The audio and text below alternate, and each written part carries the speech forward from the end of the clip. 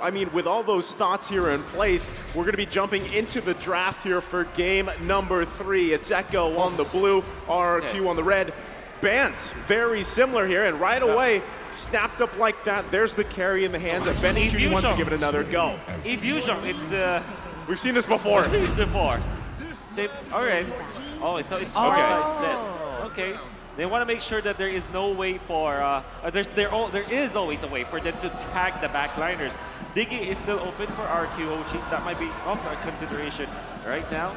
But what I like about both Lapu Lapu and Farsa is that no matter what marksman there is for RQ Hoshi, they have ways to reach the backlines, either through gap closing with the Lapu Lapu and a one-shot potential, or through a Farsa.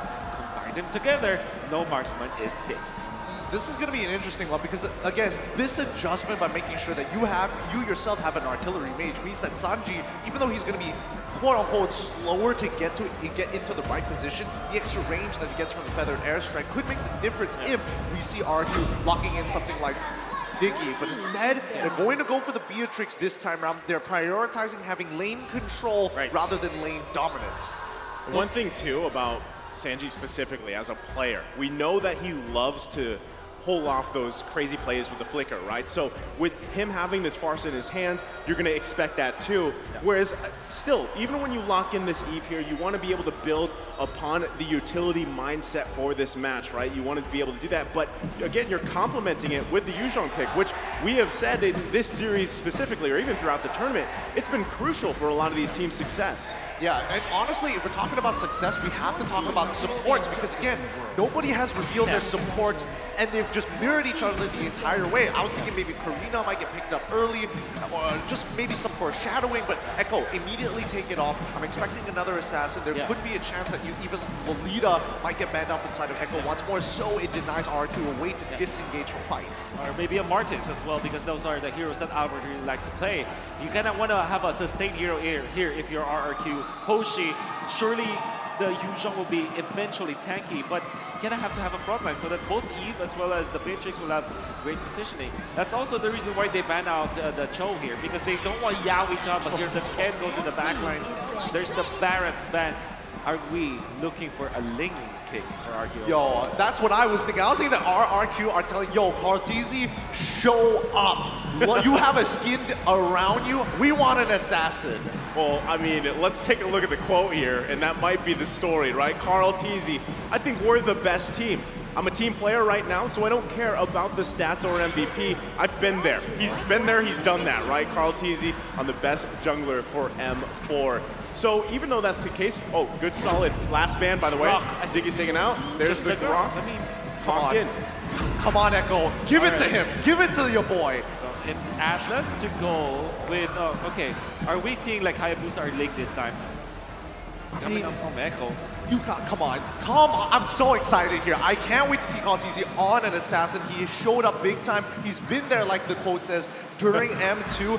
If he locks in Lancelot here and wins this game on his own skin, that is just, beautiful. Oh, it's the Akai. Oh, no. Okay. Well, he's kind of like a ninja, right? I mean, Akai, depending on what lore story or skin you lock in, right? So they lock it in. On the other side, though, Albert will be picking up the Hayabusa. And it's, once again, it's the Dragon Warrior against Tai Lung once more. I mean, it's frustrating to see because I really wanted to see Cartesi bring it to RRQ in the assassin department against Albert of all people. But yeah, as the board says, he's such a team player. Yeah, I know. He did. He transitioned into that. On that point, right, that's what makes these teams so scary is because you've had either... A lot of the times it was the junglers carrying teams, right? But teams that either play for their jungler or their jungler plays for their team, that's a big thing here. So this is kind of a different, I guess, for a lot of people that have been following Carl Teasy specifically, they might want him to play assassins, but if this is what he feels like is the best for Echo's success, then that's what's gonna be played, right? So, but is it gonna be able to compare against Albert in the jungle on the Hayabusa? We've seen amazing things before, but let's load up into game number 3. It's 1-1 in the series. Who edges ahead here? Oh man, if you're looking at the choice of Albert, right, going for Hayabusa, surely it's great. Like, we're excited to see that. We want to see Albert being activated as assassin. But man, Atlas, Akai, Lapu Lapu, man, it's difficult to play a squishy hero if you're RRQ Hoshi. There's so much control and so much damage that can come up from those heroes. Not only that, Wolf, but with an Atlas across view, when do you usually see no purifies from the other team? Yeah, That could be deadly. That is a big observation here. Vin already getting stunned up. I'm surprised that Vin doesn't flicker it out just yet, but yes, there we go. He gets out of the tough situation. And, you know, coming back to that Atlas, I think we've seen many, many times, and in a couple of international competitions last year, that Atlas has really turned over some games in the later stages. Yeah, definitely. And this time you have what? Heavy Spin as well as the Fatal Links. You can like switch between the two, or what you will use as your first in when it comes to your initiation, right? What do you use first? You can use like Heavy Spin first so that the Atlas will have a better ultimate afterwards, or maybe use it afterwards. So the Echo composition is really backing on the damage output of both Farsa and Bandicuti, and they have the tools to make that work. Well, I think on top of that, you know, if you are playing this Atlas, if Clay can find the Death Box positioning in the right moment at the right time, then you can use that to your advantage, right? You are now forcing Echo wherever they decide to respond and set up with the Fatal Links, then hey, you can go ahead and set up that box and hopefully profit off of that, especially with Brock here for Vin, right? We've seen it before, it can happen, but right now they've got to kind of check those boxes, and with the first turtle of the game coming up, Yaoi's not level 4 yet, so you're going to see this kind of unfold here. Yep, Furious dive coming in from R7. He's right on top of Kaltizi, forcing him to use his ultimate as soon as possible. And even Sanji really high up there with the Feather Airstrike. Kaltizi all by himself in R7 will find first blood. And here comes Yaoi getting into the middle of it, finds 3. But Sanji, he gets 1 already. Vin is so low, but they cannot get it. And now R7 with a double kill in the bag.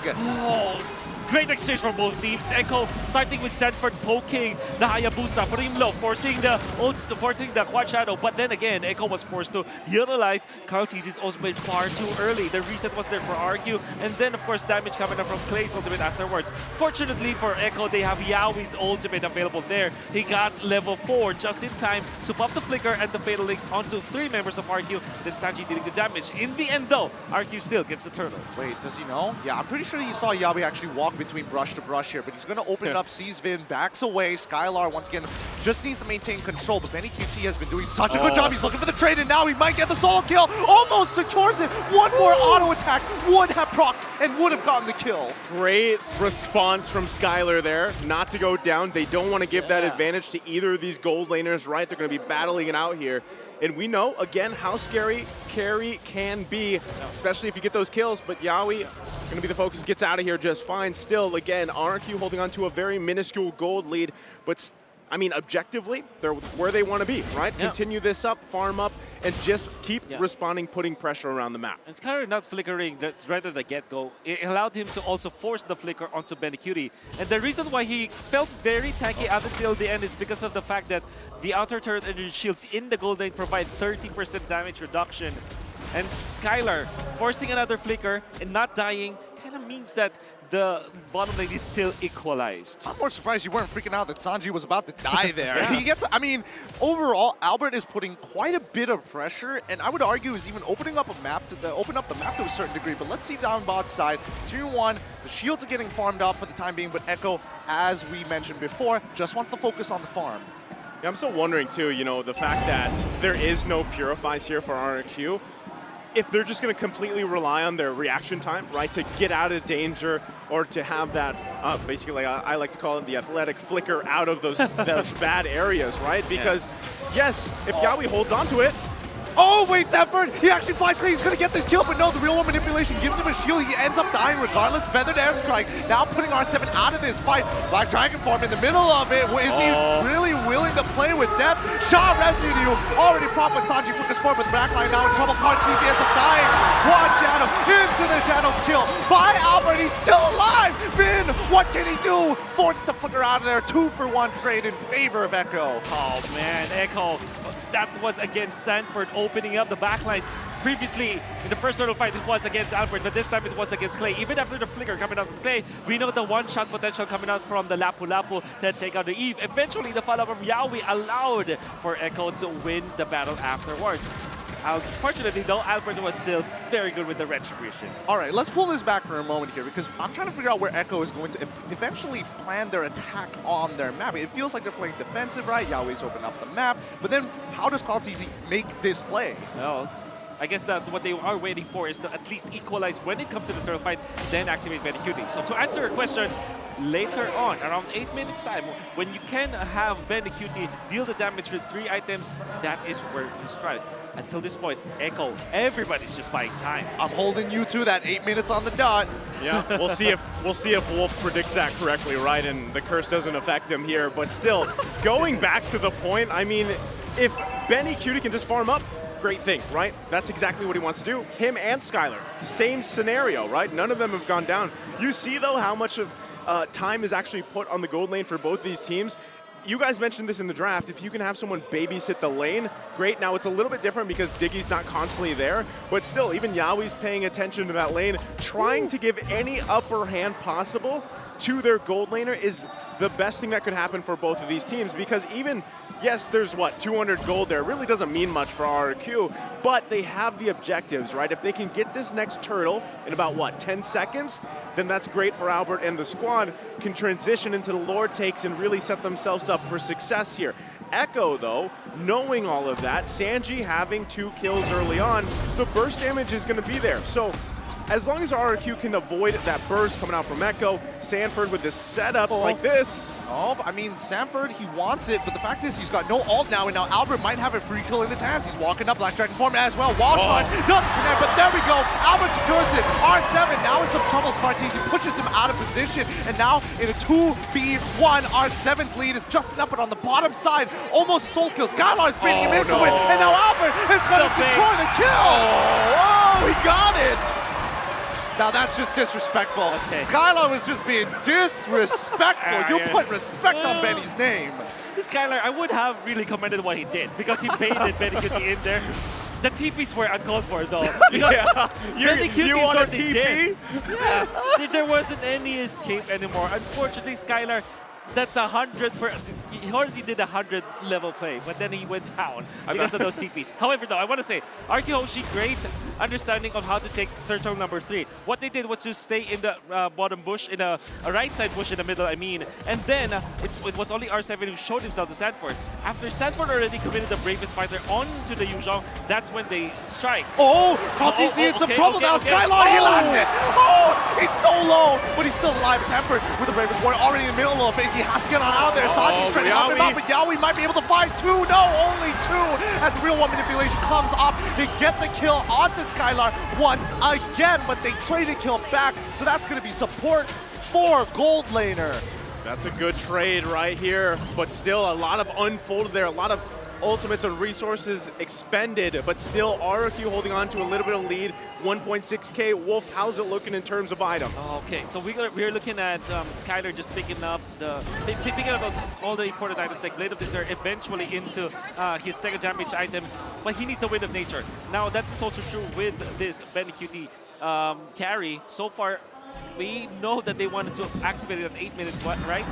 So they did. Yawi was able to find an opening to the backlines, and that is one thing that RRQ should be respecting. Oh, again, and it looks like a repeat of history, but Yawi this time doesn't even go for that engage, and it feels like to me that Skylar is a little desperate after his little mishap down on the bottom side. Yeah, he wants the kill there. He did pick up the Malefic Roar, so that damage is going to be there even more so now. You know, even though he's got the 2 assists, he wants those kills because he does know as well that Benny Cutie is going to be scaling up, especially past this game. Oh no, Clay, he gets pulled back, but it really doesn't matter. He flickers on backwards. His R7 is there to cover his back. Nicely done. The teamwork from RRQ to deny the initial engage. Great teamwork coming up for RRQ, like I said. And this means that they might have the better control of the first Lord of the game. What are they doing right now? What they should be doing right now is to control the lanes first before they engage onto the first Lord dance. So they're using Scatter up to the top lane, bottom lane already pushed out. Mid lane should be answered by R7 or maybe Clay in here. Yeah. It's going to be up to how RRQ is going to control this Lord. Well, let's see how they're going to, because bot side is already stacked up with a full wave. That tier 2 might be in some trouble, and RRQ don't mind leaving this B. Orange buff being taken away by Hayabusa, but the rest of Echo, how are they responding to it? Tier 2 is already down. They can still let this bleed even more, but now they're going to force the issue. Sanford's walking back into the fight. Conceal coming out from Vin. He's going to take the long way around. Yaoi is looking for an opportunity. Albert might be in some trouble. Quad Shadow's out of there, but on the opposite side, here we go. R7 jumping into the middle of that fight. Bravest Warrior forcing Sanford out, but now he flippers right on top of Clay. He's down. Benny QT's in trouble. Skylar might have to take the 1v1. The Quad Shadow's already down, and the Shadow kill isn't enough. Albert still alive, trying to get on out of there, but Sanford's chasing him down. Yu Song is dead, and that's going to be a 3-for-nothing trade in favor of Echo. And even the Lord belongs to Echo. What a great play from their side. RRQ Hoshi, they tried to go for the conceal play from the moment. They wanted to tag Sanford. Unfortunately, that left both Clay and Skylar exposed to Yaoi. Yaoi didn't find the first jump, however. As you saw, RRQ, they still managed to get away from there, but their position was already compromised. Albert was too far when the Lord was put onto low. And you see Echo, despite losing the first 3 turtles, just control the Lord that's much better than they did RRQ. Not only that, but I mean, even that team fight, you saw how much pressure there was from Echo that Skylar actually didn't have the opportunity to get in the positioning he wanted to. He had the defensive flicker out, and now they're dealing with this siege coming out from Echo. They still have the Lord also on the bottom side to work with. They're going to lose more turrets here and have to be forced to pretty much defend in their base. Conceal play comes out, just getting a check here. But the big thing for RRQ, they do have Clay. Their defense, their high ground defense should be pretty good, at least to this point. It's only 12 minutes in the game. Lord is even at half health here. So let's see how this one plays out. Yep, Finn already using his conceal. He's in the middle bigger. of everybody. Oh, well, let's see. He finds one. And now the Feather Airstrike in combination. Petrify onto Benny QT. R7 trying his best. He's in the middle of the fight, but nobody can support him. Albert finds one. Contisi is dead. And now they're looking for a second as they find the Bravest Warrior next. And now with it all, Albert still lands it. But it's no! He hits that! Skylar! Absolute monster! Snipes it from halfway underneath the inhibitor turret! That deserves the Dave sheesh, because he has been waiting for that moment in this game. Skylar finally gets it, and that's a massive successful defense from RRQ. This word doesn't exist, but I'm gonna use it. So many sheeshable moments out there. As you saw Yaoi with a jump, right? You saw this as flicker, but look at that combination of Clay and Vin. Guardian's Barrier with a diamond-shaped box, and then eventually Skylar just sniping Benny Cutie. My goodness. That was clean. That's the word. Sheeshable. Good lord, oh man. I don't know, these Beatrix players are disgustingly good. Well, a little too good for my taste here. I want to go back to some of that basic stuff. I feel bad about myself now. Well, I mean, at this point, they've turned it around. RRQ, they had to defend the high ground. They did. Yes, they lost a couple turrets, but they profited off of it, right? I mean, they have that defense. They get a couple members of Echo down, and now you can see that, right? With that swing, that pendulum swing, momentum in their favor, they just have to be cautious with the setups from Yaoi. That's the biggest thing here. The next Lord is going to be up. RRQ is in a good position to actually take this one, and Echo knows it. How about that? There's Sanji and Yaoi up top through a bush. You have to be careful about this, and RRQ doesn't have vision of that. Skylar already utilizing this this Renner. That's the make sure that they scout out additional members. And I think that the RRQ has a little bit of the same idea. They want to control the outside bushes, like the Lord Dance. Look at them. The Lord only has 2 heroes, and everybody's just dispersed. Look at that. They're waiting for that conceal play. They got Benny Cutie there on the top side. Carl TZ still going to bounce this Lord around here, keeping everyone, RRQ on the hunt. They're trying to figure out where the other members are. Lord half health, here comes the conceal. Yep, Yaoi's coming in. R7's already looking to engage Clay once again. Is this a repeat of history? No, they back off. Now the real one manipulation, wild charge as well. Already hitting 2, falling into Rena's apathy. It's all over now. As now they try to jump in. Sanford turns around, finds Skyline as well as Finn. They push through. Benny finds it again, taking out Clay, a triple kill, absolutely shredding through them, but now they're chasing them down. How many can they find? Echo is looking for as much value as possible, but R7 tries to turn it around, but it doesn't matter. Benny QT hasn't even used his Winds of Nature and flickers for it. 4-4-2 so far. Benny QT, the hurricane of Echo. You saw how it was activated in that fight. They utilized Yaoi as well as Sanji from topside with a concealed play, and it's almost a repeat of history. But then again, after Clay already utilized his ultimate, and then Albert is no longer a threat to the carry. That's when he was able to rise to the occasion. He found 3 members of RRQ, and the Lord Dance was perfect from Echo, especially because Call DC won the Retribution battle against Albert. My God, that was the disaster for RRQ Hoshi because of Benny QT's calamity. Not only that, but the fact that they waited patiently for the conceal play, and now it's again RRQ on the defense. Yep, Call-TC in trouble here. Oh no, Clay's in trouble. He can't do much about it. He doesn't have any of his battle up. Now he finds it, and now they have a double kill. Sanford cleans it up. They're going to be ending this. Echo takes game number 3. GG, well played. Benny gets his eyes on the crystal, and he doesn't hold back. He goes right for it. Bring it, Echo. So 2-1 in the series. It's match point. Oh, what a game this is. What a game. It's such back and forth, like RRQ break even, then Echo break even, and then Echo finally put the killing blow in. It's a tug of war at that point, right? Everybody's holding on and equally giving the same amount of strike. But Echo found the opening, and once they found out RRQ's chick in the armor, when RRQ just let go of a little bit of the grip, they found the win in the tug of war. Tug of war it be, but RRQ was in good position until that last play we saw unfold, the conceal. We knew what was happening. Benny QT made his way up there, and then they just waited. And Yaoi even a little off timing with that Fatal Links, but still Benny QT able to survive without even popping the Winds of Nature for the majority of that fight until what? Maybe he had 3-4 kills already. That is, I mean, that comes down to that micro decision in terms of team fight. No one got a hand on Benny, and you gotta contain the storm, man. Somebody's got to contain the storm, but I'm more curious about that final interaction right at the very end there. Clay just so out of position. That's right. Why? I guess, yes, there are a lot of threats, but you shouldn't be that far out of your base to begin with.